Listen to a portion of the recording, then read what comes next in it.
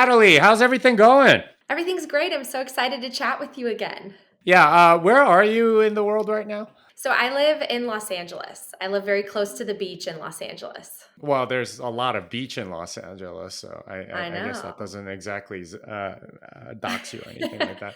So you, Natalie, you've like sort of burst onto the Bitcoin scene all of a sudden. I feel like nobody knew who you were, at least in the Bitcoin world, and then all of a sudden you're doing like all these interviews. Can you tell us the story a little bit of what happened? How'd you get into this industry and everything else? Like, what's the deal?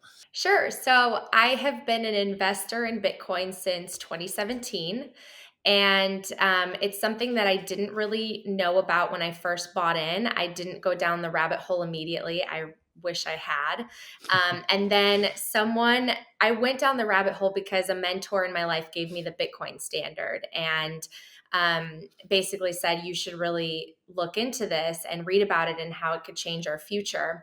And prior to that, I've been a journalist for more than 10 years. So my worldview wasn't in the finance space or investment. And to be honest with you, I feel like I've always just been stressed out about money because I come from an immigrant background, and I feel like it's so hard to plan for the future, especially today. And if you know anything about the journalism industry, very few people make a lot of money and everyone else makes very, very little. It's very hard to get by, especially when you're like making your way up.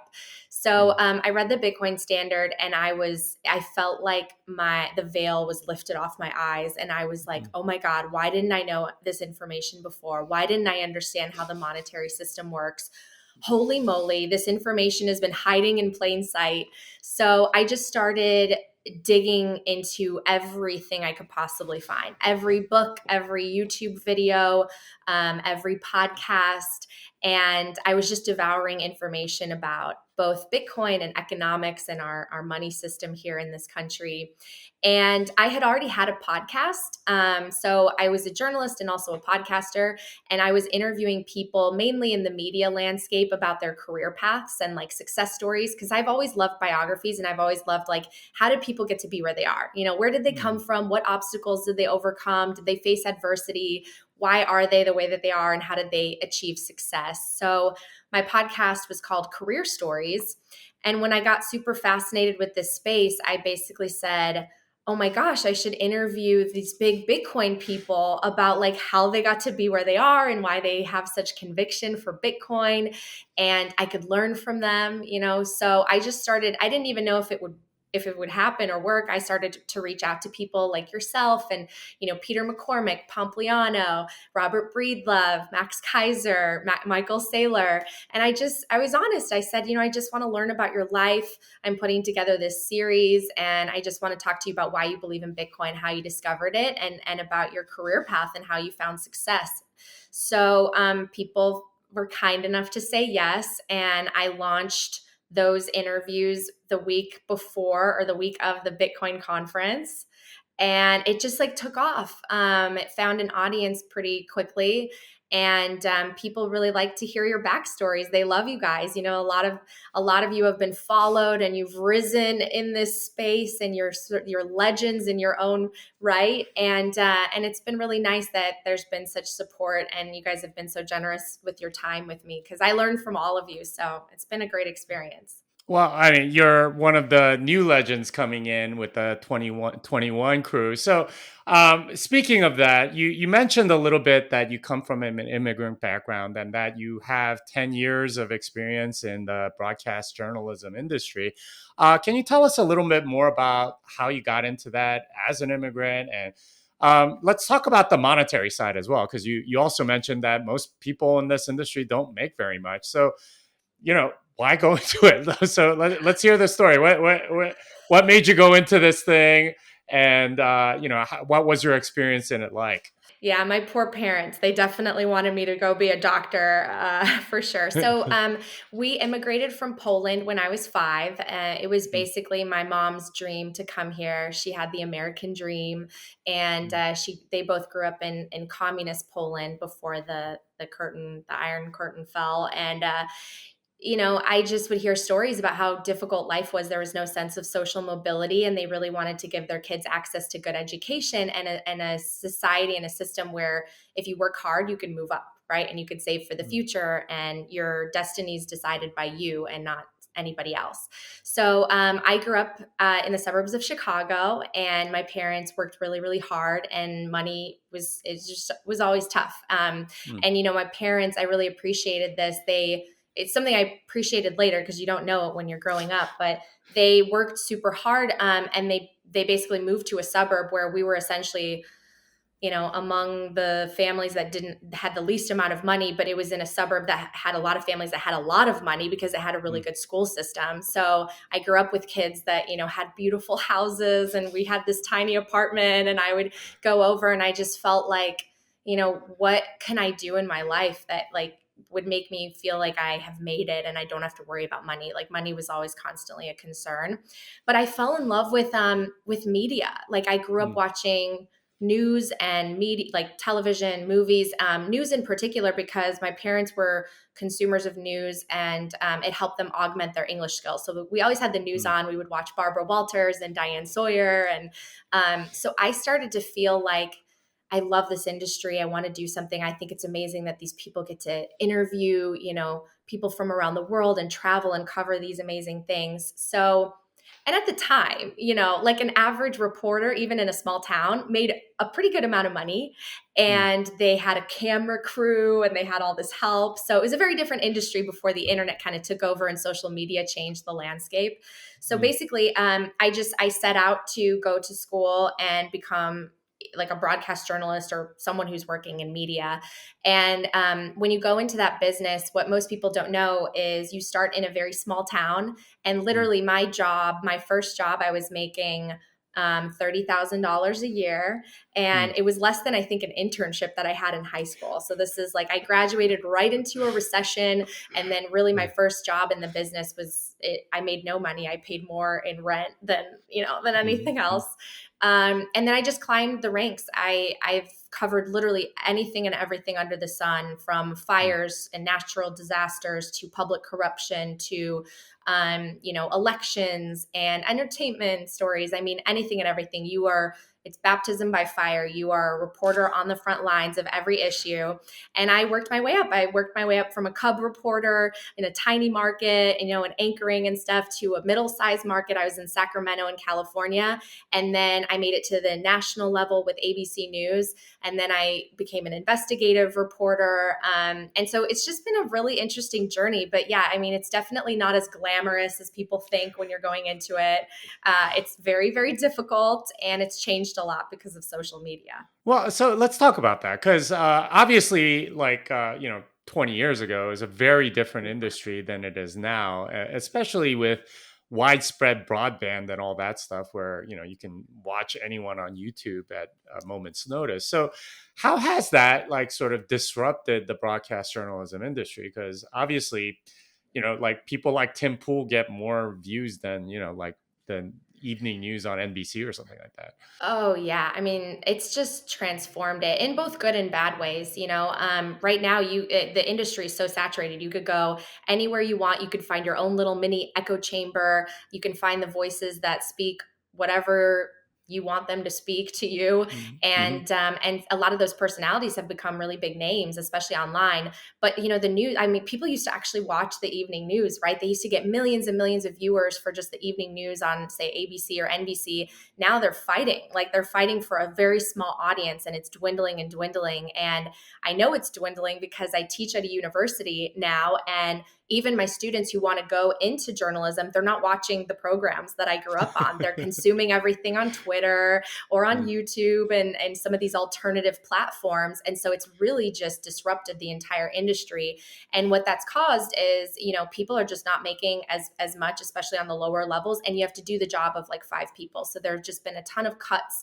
And these networks are trying to save money. The advertising dollars are now spread across also digital and all these other platforms. So you have to make cuts. So someone who used to have a cameraman and a producer and all that now is doing all of those jobs and probably making less for it. So that was So very, you're very you're hard. like literally doing a selfie shot or something? Like what's the deal? Oh yeah, for the majority of my career, I was what's known as a one-man band or a one-woman band, where I shot, I edited, I produced, I wrote, and I was on camera. I did all of it. Like you're doing everything. And it's funny because before that was only what you did in school. It was like, oh, you pay your dues, or maybe you do that a little in your first job. No, now you're doing it in Los Angeles, in the national markets. Like you are on your own. So it's just completely changed, and some people love it, and for some people, it's caused them to want to leave the industry. And so it's very different than it once was. All right, so let's dive into the economics a little bit because you did mention advertisers and stuff like that. How does like a news media, operation make money? Like, or do they make money? How does it all work? And what are the economics like? Yeah, I mean, you have to sell ads. Mm, So they're reliant. Election years are the best years because people are running their campaigns and purchasing commercial spots. So mm, those are always the years where we have a few more resources. But mm, no, it's based on ads, and it's super funny because for a long time in my career, when I was working in local markets that were part of the affiliate groups, so like mm, affiliates of CBS, NBC, like the big mm, networks, they would have something known as sweeps, where mm, sweeps, they're taking ratings about 4 times a year, and their ad sales and their ad revenue is based on their ratings that come in mm. during the sweeps period. And it's funny because reporters would dread the sweeps period because it means like all hands on deck, you're working twice as hard, everyone's eyes are on you, no one Mm, can take a day off, and you have to do special pieces and reports and stuff because sweeps were when essentially they were rating to see whether you're the top station or the bottom station, all that. I've been pretty lucky in my career that somehow I ended up always at the station that was the top rated. So it was kind mm. of like we had a nice lead almost. We didn't have to worry. And some of the other stations, like they were fighting to try to take our spot. But yeah, it's all based on ad revenue. And today that gets added onto the digital platforms like Facebook and podcasts and all of that.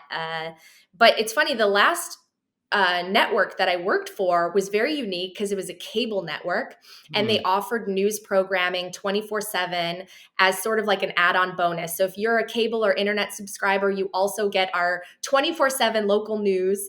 And it was nice because they didn't depend on like that ad revenue model. They didn't have sweeps. Like, so it was actually way nicer to work for that kind of environment. Well, let's talk about that because that is interesting because you explained the entire sweeps period and the emphasis on ratings and stuff very well, which causes very different incentives. When you're not on the ad model, what's the difference? How does that change how things are run? Well, so and forgive me, I don't know like the exact specifics of our business model, but for the things that are subscription based, like say cable or internet, basically the most of the revenue was coming in because people were subscribing. So they were Mm, subscribing to have their a certain speed of internet and certain amount of channels, and all of those packages helped create a business model in which they could provide on top of that this extra 24/7 news network. And mm, so we were a part of that, but basically we weren't the bread and butter of the company. And most of these other affiliates, that's what they run on. It's like ad sales, and so they're really dependent on those relationships. And in the local news markets, it was interesting to see because the ads and the commercials are so different, right? So you'll get like the local mattress guy who's buying ads, and like the local tile shop or fan shop, and like we all get to memorize the commercials, and we remember like the phone numbers because they're so like they're so kitschy, and like it's just so funny. But yeah, and then as you get bigger, you have like the main, the big commercials. Right. So you're getting very different sort of like ads, and Yeah. I'm sure the economics change quite a bit. But I wonder, I imagine like things have changed significantly because I actually haven't watched television or like local news in like 20 years, right? Like mostly because I don't pay attention to the news anymore, but I Yeah. haven't had like a TV antenna or anything or cable or anything like that for many, many years. Like has that industry been shrinking or is it just me? What's been going on over there? Yeah, I mean, people are cutting the cord. Our ratings and our audience counts are nothing compared to what they were in like the 80s and 90s. I mean, it's Mm-mm. truly, I remember hearing a statistic that here in Los Angeles, there are, the five main stations, and they used to compete for like 1 million viewers a night. And now they're lucky if they get 100,000. I mean, it's Wow. literally like, there aren't as many people watching. Young people are not watching. They're programmed to consume everything digitally, so they don't have that sense of sitting at 5:30, sitting down, or even cooking and like having the news in the background. Right? It's just a totally different lifestyle and sort of pattern of consuming news. So it has changed a lot, and it's funny because when you start in the industry too, you get so nervous, right? Because you're thinking about the audience. And I remember being in like the small market. And I started in an area called Palm Springs, which, if I don't know if your viewers are familiar with Palm Springs, but it's a massive retirement community. Like, oh, like I would say 70% of the people who live in the Palm Springs area and watch news are retired. So guess Wow. what? They sit down and they watch the news. So I would go to the grocery store, and this old man would be like, "Oh, I loved your story on whatever." And I was like, "Oh, people are watching." And then I moved up to another market where it's like, much bigger, lots more people and families, and no one would know, anything that I did, because they're like, "Oh, you work for the news?" "Yeah, I don't watch that." "Yeah, no, I don't watch the news." And so it's funny how that's changed. And so for sure, like, it's honestly helped though, because you end up feeling, and at least I did as a reporter toward the end of my tenure in this side of the business, that like you feel like no one's watching. You feel like you've put in all this work, and I don't even know how many people will see this. So it kind of helps with no longer being nervous, because there was a point in my career where I would get on camera and I was like, "Oh my god, I don't know how many people are watching me," and like I would get nervous. And then by the end, I was like, "There's probably two people at home, Bob and Sheila. They're sitting, getting ready to go to bed. They're retirees. Like, I'm not nervous about Bob and Sheila watching me and writing me notes about my hair or whatever." So yeah, it's funny how like you go kind of through this transition. Well, so hey, you're obviously transitioning out and doing kind of your own thing. What is your opinion of all the people that are sort of creating their own content? Obviously, you're planning to do that yourself, but do you see any shortcomings, or do you see any good things about them? What's your general opinion about like the PewDiePies of the world that are reading their own news on YouTube or whatever? I mean, I believe in free markets. And so I think that, if you provide value to an audience and you get a big following, then good for you. A lot of the people that are really popular in the viral world, like they have massive YouTube followings. Like, I would personally never consume those types of Mm-hmm. videos. I mean, because we live in a world where people are, going viral for sitting in a bathtub eating like cereal around them, right? And that video gets like 2 million hits. And then there are people creating, really interesting content with food or with makeup. I mean, the sky's the limit. I think it's really cool how the internet has democratized media in that sense. But it means like anyone can basically create a content channel. Everyone's fighting for those ad dollars and for views, and to do something that's compelling and interesting. So it's a little bit of both. Like, I truly just, I never necessarily intended for Coin Stories to grow and become a full-time thing, but it kind of caught on with an audience, and I wanted to continue doing it, and I wanted to grow it. And I felt like there are more people who could benefit from learning about Bitcoin and how our monetary system worked. And I just felt like I know what it's like to not understand. And I feel like my life has changed ever since I did understand. It's changed the way I look at my future. It's changed the way I look at my past. It's changed the way I look at all the problems that exist. So if I can help others go down that journey, I want to. And I think it's empowering being able to create your own content and no longer care. Like, I don't have a boss anymore. I don't have to worry. I can put my opinion out there. After 10 plus years of reporting on stuff, I've developed some opinions. Maybe I want to share some of them, right? And I don't have to worry. So maybe I'll fall flat on my face. That's certainly a possibility, but I would rather go out on my own and take the risk and fail than wonder, what would have happened if I had taken the risk and just sit and continue this job that I'm not as passionate about anymore. Well, so multiple directions we can go right now. But one thing I wanted to ask you about is there is sort of like an ad driven model that is very prominent online. And one of the things that excites me about the Bitcoin network is that that doesn't have to be the only model. What are your thoughts on sort of like paid for content or things of that nature, and how that changes sort of like the incentives around the content itself and how it's delivered and so on? Well, I think obviously content creators have to make an income somehow. So that was really, I mean, when I ultimately took the plunge and decided to leave my network, that was my biggest concern and worry and question is like, how Mm-hmm. do I monetize this content that I'm really passionate about?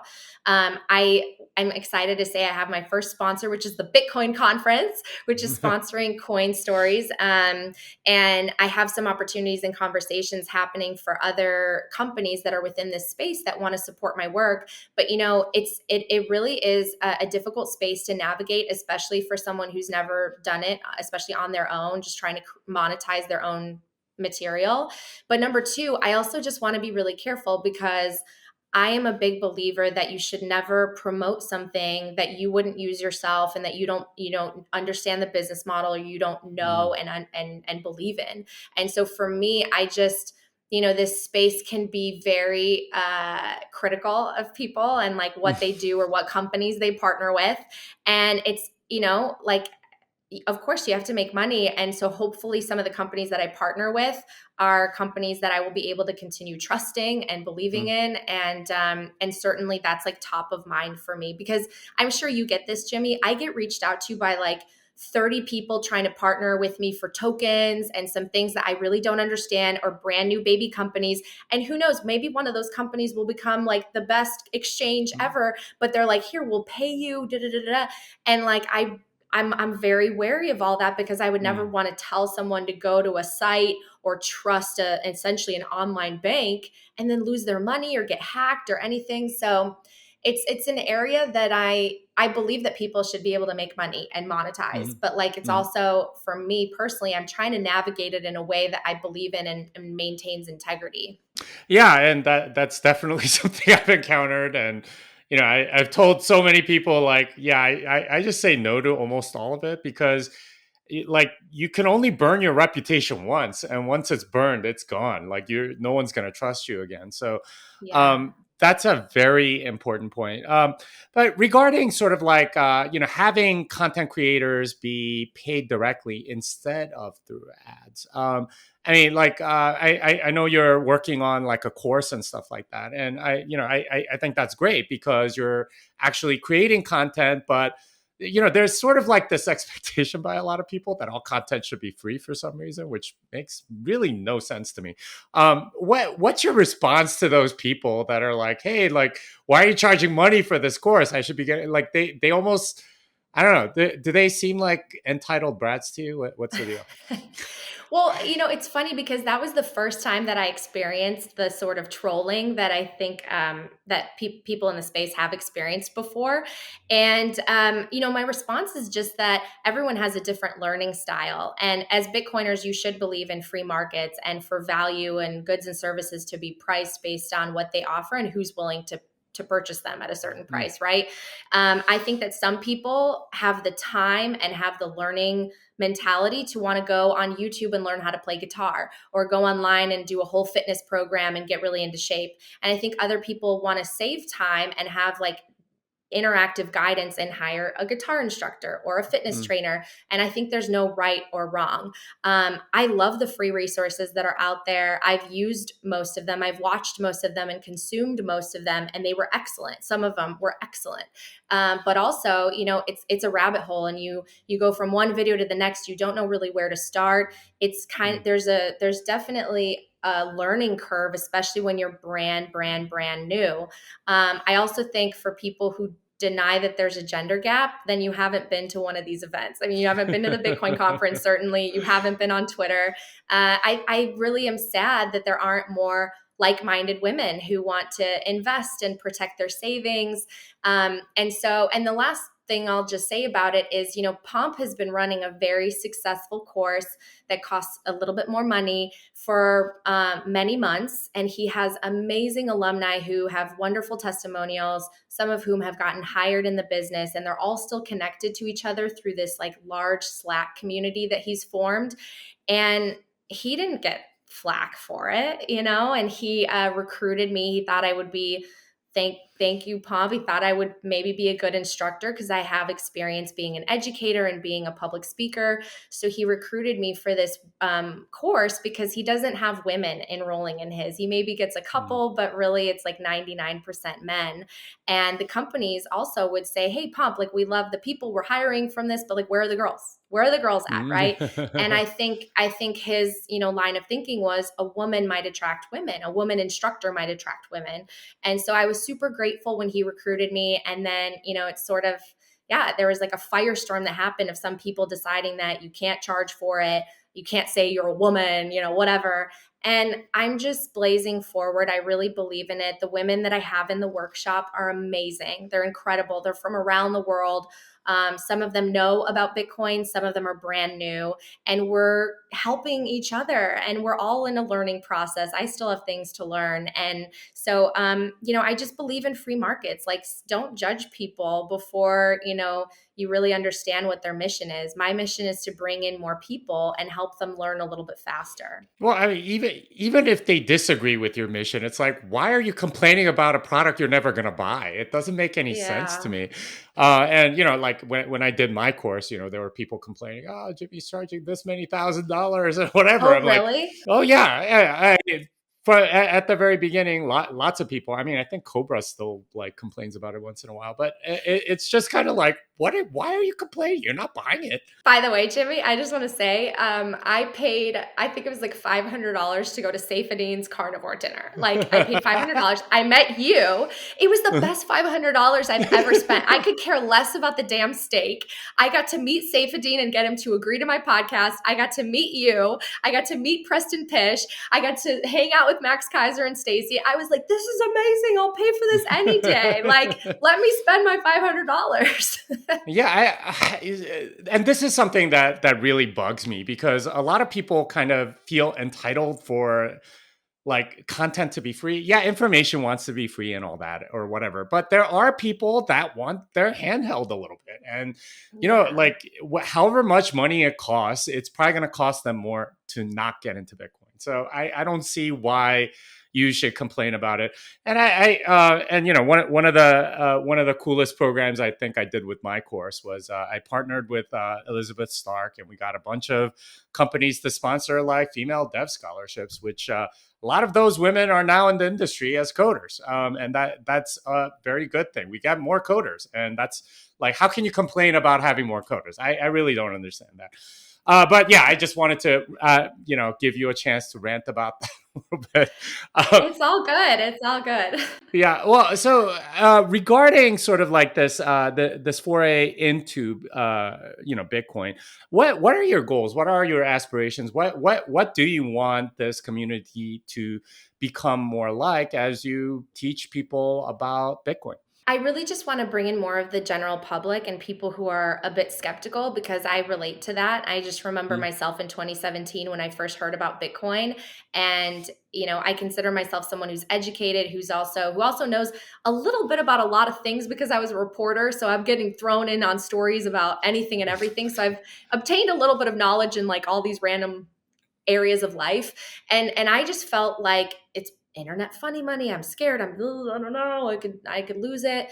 And so I feel for all those people out there who are looking at it and looking at the price go up and maybe feeling like it's too late, maybe worried that the technology could somehow be compromised.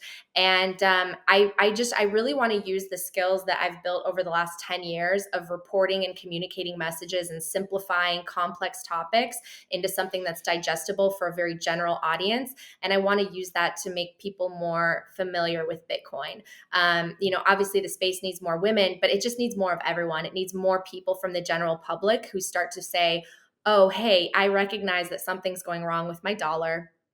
I now maybe understand a little bit more about what's happening with the Fed and why there's this problem with wealth inequality that's growing and exacerbating. And the government seems to just be throwing money around and nothing's getting fixed. It's getting worse and worse. And I want to help people through that process. So I will hopefully do that through courses and speeches and appearances on news and my podcast and whatever way I can. I to say that I'm not nervous and worried that it won't work out, that would be a lie. I don't know. I've never gone out on my own. So, this is a huge gamble, but I believe in it. I do. Like for me, I was always stressed, like I mentioned, about my finances and my future and feeling like I'm going to have to work until I'm dead. I see that kind of suffering that my parents have been through, and until I learned about Bitcoin, I just didn't think there's no way out. It's like you either Mm. get rich or die trying, right? Like it, there 50 cent, there's not yeah. there's nothing else. So I'm just passionate. I want more people to understand it and not feel like it's a Ponzi scheme. I mean, I tweeted at Mm. like one of the politicians today, like, hey, let me help you learn about Bitcoin, and response, Ponzi scheme.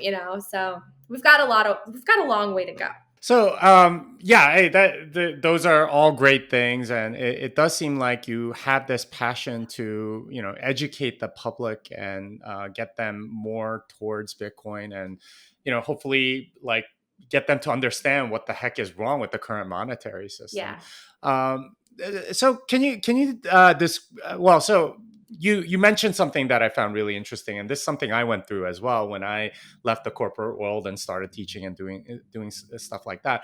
Tell me about like your decision to go off on your own, right? Because you've been in a pretty, you've been climbing this ladder, and you've gotten fairly far in your industry, and you're choosing to walk away from that into a completely new venture. What was that decision process like, and what made you want to do it? And like, how are you thinking about it, I guess? Oh gosh, that's such a loaded question because it was definitely it's something I've been thinking about for a while. I will say this. My industry has obviously changed a lot with regards to just the technology and the media landscape and Mhm. social media and all that. But I also just see this growing distrust in the news in general. And the thing that started to worry me within my reporting career is that sometimes when you have to just say both sides, like, oh, this guy said this and this guy said this, and here you go, audience, you decide. I started to feel like I was almost doing a bit of a disservice because I felt like I know this guy is wrong, or I know like this guy, like I don't trust this guy. But at the end of the day, right, you just have to present both sides and you're the neutral person in the middle communicating the message. But and I don't know if this has to do with also just the way the direction our country was headed in, but I just grew more and more distrustful of politicians. I covered them for so many years, elections and political offices from totally small and local all the way to covering the president. Mm. And I just feel like even though the American system is better than many other government systems around the world, it is flawed in the sense that it's so ripe for corruption based on money. Like people really need to get reelected. They need to make certain parties happy and they need to, give the public, the voters that lip service, but not the opportunity cost of what they're actually going to be voting for. And I just feel like there's so many politicians who maybe they're great public speakers or they're charismatic or they fit a certain narrative, but they're literally supporting and sharing viewpoints that are detrimental to their constituents, by promising everyone that we're just going to hand this money out or we're going to throw in billions more dollars to fix this problem isn't actually fixing the problem. Like these people don't understand economics. Maybe they're funded by somebody and so they have to like offer a contract to a friend of a friend or whatever. I don't like that. Like corruption is something that really bothers me because I feel like it screws the little guy. And I see my family in the little guy. And I've interviewed the little guy. I've spent my whole career interviewing the little guy, and it's not fair. You shouldn't be going into public service to become this fat, wealthy politician with all this money and a massive house in Tahoe and millions in the bank and insider trading. No, you should go in because you want to be in public service. You want to serve the public. That shouldn't be a job that makes you a bajillionaire, right? And have access to all the rich people. And so I came to kind of distrust the system over the last at least 5 years, honestly. I just felt like I understood sort of the people that watch the news and watch politicians, and they're like, I don't trust this. Like, I don't believe in this anymore. I don't believe that you guys have my best interest at heart. Everything is getting harder and you guys are getting richer. And so I felt like I was a reporter, but I felt like I was developing all these strong opinions and I wasn't able to communicate them. I had to kind of like put up a wall and just say, here's what this guy said, here's what she said, you guys decide. but like, but I have this passion that's growing that's like, no, this guy should be called out, this guy should be called out. And it's hard to do in like in just a small reporting environment. And um, I think that's why also it's given rise to a lot of the opinion networks because Mm. people now are starting to fling these around, and some of them are based on research and truth, and some of them I think are just based on trying to get views and clicks. And yeah, so that helped my decision in the sense that once I learned about Bitcoin, I was already feeling like I'm not fully being myself. Like Mm. I'm masking a layer to myself and I want to share more about what's wrong with the system. But as like a network, you have to still have access, right? You have to be able to sit down with some of these political people and you don't want to anger them too much. And I'm going to call you out. Like I've always had that personality of like, if you're doing something wrong, I was like in my first market, I was nominated for an Emmy in my first market for an investigative piece I did about a mayor who, it was like the scandal at City Hall. And he was taking essentially bribes from developers and cashing in and making and voting based on like the developer paying him. That guy ended up getting indicted on 33 counts of public corruption, and I was chasing after him. Like I was like, you can't do this. Like, what are you doing? I've always had that personality where I'm like a watchdog. Like I want to stand up for the average person because it's not fair. And in America, it should be fair. If you're going to work hard, if you're going to be a good person, you should be able to have a path, right? Like the system shouldn't be rigged against you. And I think let the free market, decide after that, but don't rig the system. Don't make it crony capitalism. Don't let some people at the top just give to whoever they want and are friends of friends. Let it be a fair system. Let it actually be a free market. And I think we haven't had a free market in a very long time. Well, so given all of this, well, first of all, I want to point Sorry, out. I went on a tangent, huh? Well, so it sounds like Bitcoin changed you to some degree, or it was part of your transformation as a reporter. Um, from somebody that was more into sort of like, presenting things objectively to becoming more of an advocate. That there's sort of like a 5 year arc that has culminated in you sort of like going off on your own. So let's talk about that a little bit. When did you just sort of like decide, okay, and you know what, I really need to leave this industry, but like, what am I going to do? How do you even decide stuff like that? It honestly happened, I think, after my podcast started to really get an Hmm. audience and I was getting a lot of positive feedback and people were asking for more and people were reaching out saying, I'd like to partner you or support you and create more content. So I think I saw a path at that Mm. in that time. And and obviously what you mentioned is the most important aspect. So if you're a reporter, you have to be objective. So I couldn't take a stance on Bitcoin. In fact, like I did a couple of stories and obviously I had to present the opposing side, right? I had to present the economist that's like the the boomer that's like this is bad, and I'd be like, oh, okay. And so again, it's like I was becoming an advocate. I believed in this so much and believed in the power that it had if it did succeed. So it was very difficult for me to continue to be objective. So my reporters tend to work on contracts, so you work for a Mm. specific period of time. So I could basically either continue and like have another contract extend, or I could step away and just say, instead of signing my life away for another however long, I need to walk away and like try this. And if it's now, it might be harder in a year or two. So I want to do it now. I really believed in it. And I thought that, I'd rather try now and then decide later. Time is always this most scarce thing. In addition to Bitcoin, time is very scarce. So you want to use it when you have it. And so I decided to make the jump. But you're right. I think what you said was very poignant. I've had this kind of 5-year journey where part of me thought about even going into politics. Like I was so frustrated with the stuff that I was seeing around me as a reporter. And I just was like, I want to make a difference. I want to make a difference and make some change because I feel like there's so much corruption and inequality around me, and I don't know what to do because I'm, as a reporter, I'm not fixing it. I'm covering it, but I'm not fixing it.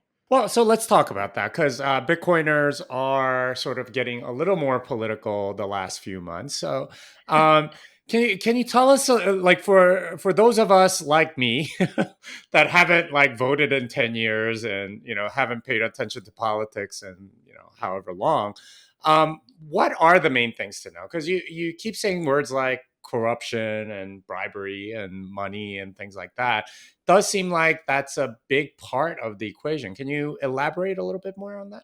Well, I just think that, at least in our country, lobbying and campaign money is very, very powerful and it talks, right? So you could go into the system with the best of intentions, and I think that some people do. But then you have people throwing money at you that obviously you're going to feel like you owe them something, and maybe Mm, it's implicit and it's not necessarily an explicit quid pro quo, whatever. But the more that you start accepting money, which is necessary in order to get elected, I think you now have interests who want you to behave or vote in a certain way. And mm, so I wish that our system was more based on just people accepting donations from like the average individual. But like as you start to, explore some of these PACs and these massive organizations that are just, they just keep the establishment going on both sides. It's just we enter into a system where unless you have the money, like it's very hard to move the needle in a certain mm, direction.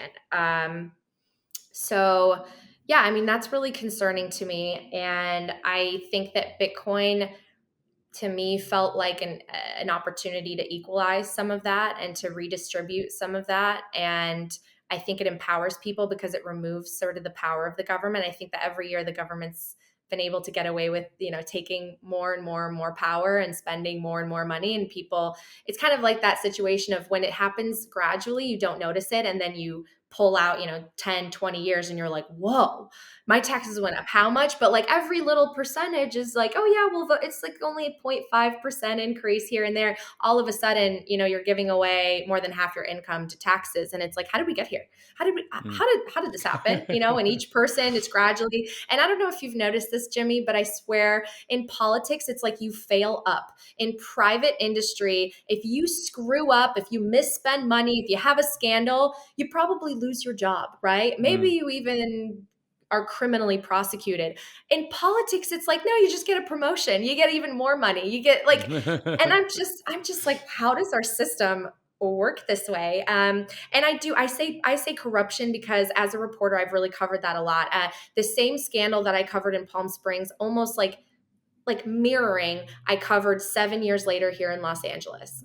Mm. 7 years later, same situation. Developers coming in, they want you to vote a certain way. Turns out the councilman is charged by the FBI and the U.S. Attorney's Office for potentially taking bribes. And another councilman here in Los Angeles, former board of supervisors, a kind of county board of supervisors member, charged on bribery and it's like, why does this keep happening? Why does this keep happening? So clearly there's something in the system, and money is obviously something that's very attractive to people who want power. And I think that's very scary. That's one of the things that's attractive about Bitcoin, that it sort of removes that. There is no government, there is no third party, there is no bank. It is now a system that's owned by no one and owned by everyone at the same time. But it's like people that operate it and secure it. So that's what's really attractive to me, because I'm now very, very skeptical of government. Well, so how do you think Bitcoin fixes a lot of this stuff? Because I didn't expect to go into a conversation about politics, but how do you think this changes some of what you've seen? Like, does it change the incentive so that councilman doesn't take bribes anymore? Or does it remove like maybe even the concept of public property? What's the change that happens? I think at the core, what I like about Bitcoin is that it doesn't allow the government, let's say we were under the Bitcoin standard, you can't Mm, just expand the supply. You can't mm. just expand the amount of Bitcoin and promise people a free lunch and start throwing money into a problem, whether it gets fixed or not, and have no accountability. I mean, that's the thing that I've seen the most. In Los Angeles, in particular, we have a massive homeless problem. And we spend more and more money every single year on homelessness, and the problem continually gets worse. And now they're throwing a ton of money primarily into these like housing projects. And those developers, I mean, literally the units cost like $700,000 a unit. It's really truly insane. And so clearly someone's making off with the taxpayer money. And so I don't like that sense of like we just have basically a blank checkbook and we can write our problems away, and I'm going to collect a salary of $300,000 a year and a pension and all that. I just think we need to rein all of that in and allow the private, like the free market, to operate. Let supply and demand regulate things. Let interest rates be guided by the market. Don't artificially suppress them. Don't create asset bubbles and real estate bubbles. Yes, the rich will become richer if you do that, but the poor people and the people on fixed incomes, you're just making it harder and harder for them to achieve the American dream. So for me, I feel like we just need to return to sound money. And I never Mm. understood that concept before I learned Bitcoin. And my hope is that with something that is fixed and it has like a stable unit of account at the base layer, can maybe start to correct some of these problems and not allow us to continually get into debt and continue to encourage people to just consume and borrow as opposed to saving and investing for the future and creating actual productive value. So I know that that's probably, we're all a little bit altruistic and maybe this is a long way away, but I don't see a path to that kind of better world without Bitcoin. Like we're not going to go back to the gold standard. Maybe that's the other alternative, but Bitcoin, it's happening on its own. People are turning to it. People are making money by turning to it. They're opting out. They can transact around the world, and it doesn't matter. Like the purchasing power of the dollars diving down, it doesn't matter to us. Like, right? Mm. We've created this new like wilderness, and we're flourishing and it's growing and it's the Wild West, like you said. Like we're building this new world while you guys are in this like you're surrounded by walls that you've built yourself, and you're looking out at us thinking we're crazy, but actually we're inviting all of you into like this abyss, this like fertile land that we can create into something amazing and something based on more like fairness, right? I mean, I know I get a little loopy on this stuff, but like I love it. Well, it does sound like a much better world as you describe it. What do you think, like under a Bitcoin standard, like the role of reporters becomes? Because you do have, more controls because you can't just print the money. All revenue kind of has to come from taxes and things like that, and you can't just steal from everybody through inflation.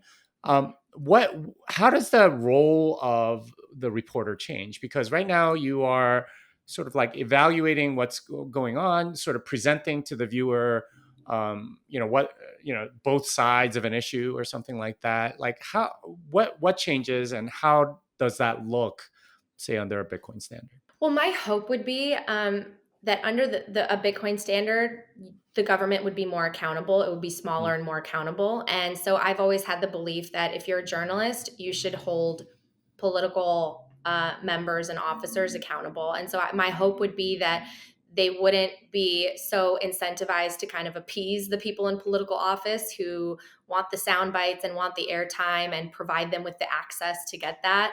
I would hope that it's more of a system where if you get elected, it's because you're contributing value and you mm, are spending the money with fiscal responsibility as opposed to just promising people free things. mm, And I think, that we have a long way to go. And not, I mean, I see it in some reporters, like not necessarily at places I've even worked at, but colleagues within the field. I see this like reporters enamored with people in public office, like they idolize them, when you should be doubtful of anything they say. I don't care if they're red or blue. Like Uh-huh. you shouldn't be sitting here endorsing all these people. Just, hold all of them accountable, hold their feet to the fire. And I didn't see, like, I have not seen that in some newspapers recently. It's like there's a side that they have chosen, and they're going to promote that narrative, and it makes me sad because I don't think that's being a reporter.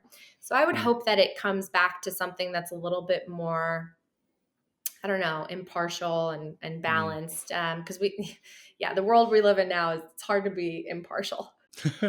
Well, and I'm hoping that reporters get paid and you get, Yes. you do like an investigative report, and if people appreciate it, they, pay the person that made it instead of some corporate entity that like sort of, paid the intern $30,000 a year or something like that, right? Like, I it, know. it, it does feel like there's the ability to go directly to the people, and now with Bitcoin, you can just sort of have very direct financial interaction with them without a third party, which is very different, right? Like if you're, Mhm.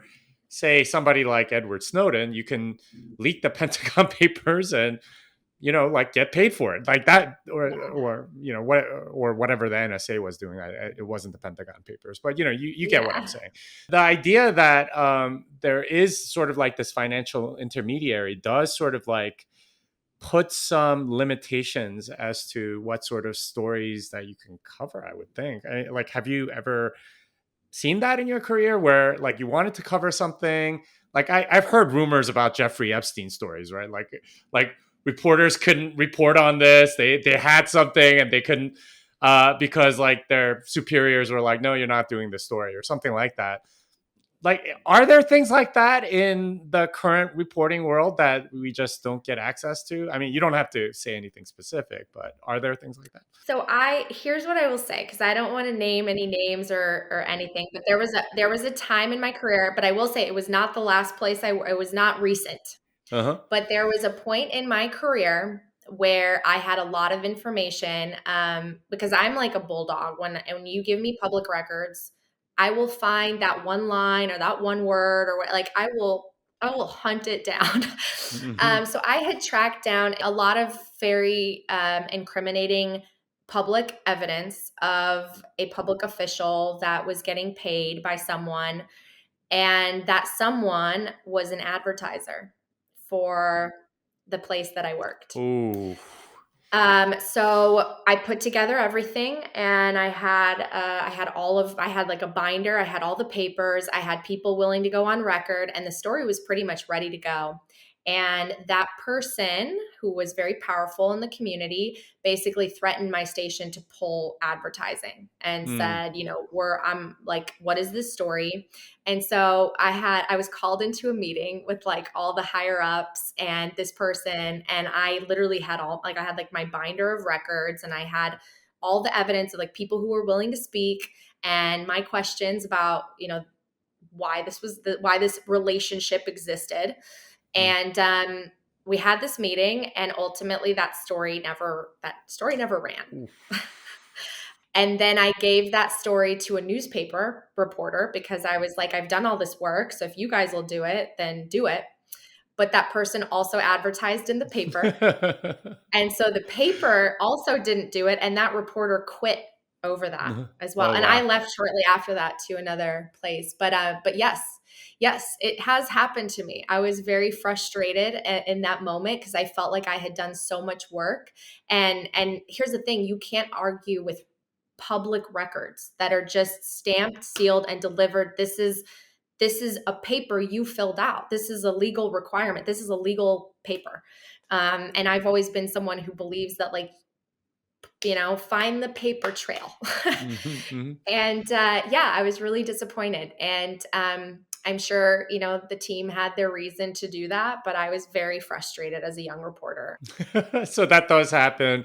Maybe that doesn't happen as often under a Bitcoin standard, or if you're independent, like that's something that you're gonna. Yeah, I will say I haven't encountered that in a long time, but yeah, I'm sure it does happen. And I'm sure that people, it not just in news, but like where's the money coming from? I think that's why that's the saying, like, follow the money, because Mm. the decisions always are a result of where the money is coming from. So I hope under the Bitcoin standard that wouldn't have happened, but I don't know. Well, so here's another question for you. So, do you think the choice of story that you go after because of some restriction like that, like maybe changes for some reporters, or that there's, I don't know, maybe a narrative within the news industry that's sort of like pushed a little bit because that's maybe the safer thing for them to be doing, or it's more incentivized by their advertisers or something like that, where maybe the American public isn't necessarily getting the news that they need, but like the news that the news media organizations want to feed you. I'm sure that exists a little bit, but I honestly really do still believe in local news in terms of just people who are working day to day in these newsrooms and are covering the really small issues from that micro level. Mm, It's hard to be like biased and have some sort of massive agenda, because the story just sort of is what it is on a small scale. I think once you get bigger, I think that could definitely be a concern, and that could happen. I think that I never used to think about people's politics 10 years ago. I really didn't. Like in college, certainly, I never knew if someone was red or blue or purple. I never thought about it. mm, And now it's like very ever present, like this sense of this person feels this way, this person feels this way, this person has this narrative, this person has this narrative. And I think for sure there are newsrooms where more people are aligned with one view, and other newsrooms where people are aligned with another view, and some people within both newsrooms who feel like they can't speak up because they feel differently. I don't know. I think it really just depends on the person. But I will say, like, I really admire reporters, especially in broadcast, because it's a really hard job. Like, if you're working the job of five people, you're doing your best to, like, get the people, because it's not just like when you're a reporter for the newspaper where someone just needs to pick up a phone and give you a quote or maybe email it to you. No, you have to physically get them in person for however long, and you have to file the story within sometimes an hour or two, and you're just like running, running, running, and you're doing your best, and you're putting this like 2-minute piece together. You don't have time for like having an agenda. It's just you're trying to get the sides, and you're putting it together, and you're presenting your live shot. And so I really admire reporters that have all of that up against them, and they're doing their best. So I just think it depends. Like, I've always had a very strong moral compass, and this is something that I love about you, Jimmy. Like, I grew up in a religious family. Faith and like a sense of right and wrong is very important to me, which is, I think, why once I started to feel like, oh, I want to speak up about some of these things because I think injustice is happening, or I think something bad is happening. Like, that's something that is just, it's ingrained in me, and I can't hold it back. And I think other people find it easier to just be like, yeah, this guy said this, like, here you go. I'm going to, get my beer after work. mm. Well, so that's very interesting that this moral compass is such a big part of what's driving you, towards advocacy rather than, I guess, straight up reporting. Um, so what are your plans for the next few months, and how where you what are you planning to do, I guess, to continue your journey down the Bitcoin career path, I guess. Yeah, so there are a lot of question marks. The thing I know is I'm going to continue my podcast and hopefully continue to get some great guests. I would love to expand the conversations to more than just like the whole full backstory. I would Hmm. like to, create content that's a little bit more educational or topical driven, with the news that's happening as Bitcoin grows in its mainstream adoption and news coverage. I'm partnering with Bitcoin Magazine and Bitcoin Conference to do a little bit of that, so I'm excited. I have this course with Pomp that I'm Hmm. doing, so I hope to be able to educate more people and bring in more women. I'm going to be making some like conference appearances and speeches and appearances on the news. So I don't have like a nothing is structured the way that I'm used to in a regular job, but I'm trying to embrace that, and just saying yes to every opportunity. And I don't have the kinds of amazing backgrounds that like I feel like all of you are such legends, and I'm in the shadow of the legends. I'm just trying to do my best to take my skill set and educate people. And I certainly would never put myself on the stage of like you guys are on a different level. And I hope to someday just do work that makes you feel like, oh, she's helped this community in some way. I think you're suffering a little bit from imposter syndrome. All of us Yeah, a started little bit. somewhere. Who So, who doesn't have that? Who doesn't have that? well, Yeah. the thing is, you put in the work, and then you don't feel like an imposter anymore. So, Yeah. I think you'll be fine. And you seem not to be mentally allergic to hard work, which I know has caused a lot of people to fall. So, Yeah. that's great. All right. So, where can people find you? Where can people contact you? And yeah, like, tell us about your stuff. Yeah, so please find my show on YouTube. It's called Coin Stories. I'm trying to get to 10,000 subscribers. Mhm, And then I'm also on all the podcast platforms, so like Apple, Google, mhm, Spotify. I'm on Twitter at Nat Brunnell, and I tweet up a storm about Bitcoin. mhm. And then the workshop is underway, so I think it's probably too late for people to sign up. But the workshop for women is btcforwomen.com. And yeah, so thanks for having me.